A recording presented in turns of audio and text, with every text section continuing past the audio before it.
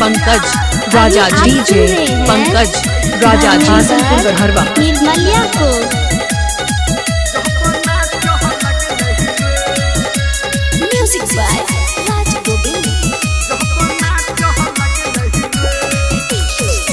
DJ बजा के छौरा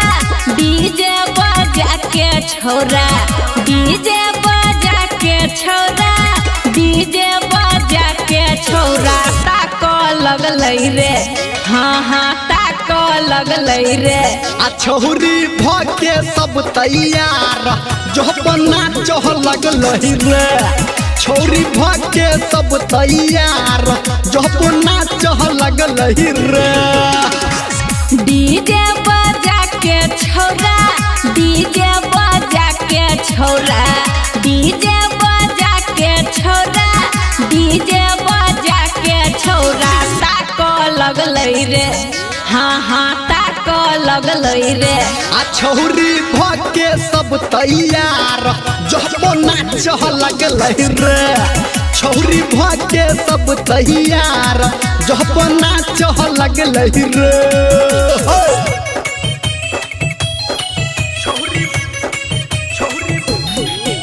डीजे रीमिक्स पंकज राज डीजे रीमिक्स पंकज राज माँ गायत्री रिकॉर्डिंग स्टूडियो हासनपुर बरहरवा हाँ खींच लगलै सेल्फी छौरा अपना मोबाइल से आगे लै पगलाई सब तोहरा स्टाइल से केना रो गे छोरी की सची रे खींच लगलै फोटो छौरा अपना मोबाइल से आगे लै पगलाई सब तोहरा स्टाइल से गहना लगा के छौरा गाना लगा के छौरा गहना लगा के छौरा गाना लगा के छौरा झाँक लगलै रे हाँ हाँ झाँक लगलै रे आ छौरी भके सब तैयार जोहपना चह लगलै रे छौरी भके सब तैयार जोहपना चह लगलै रे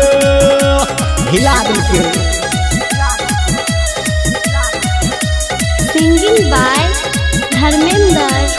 निर्मलिया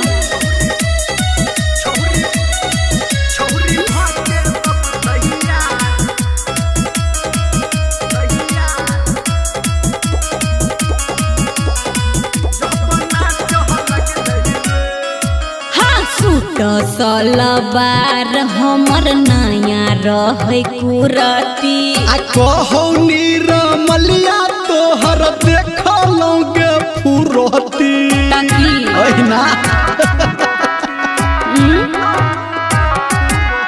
हाँ सूट सलवार हमर नया रहे कुरती आ कहौ राइटर सनटू तोहर देखलौं गे फुरती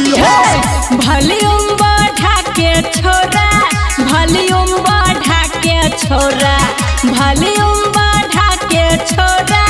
वॉल्यूम बढ़ा के छोरा झाँप लगलै रे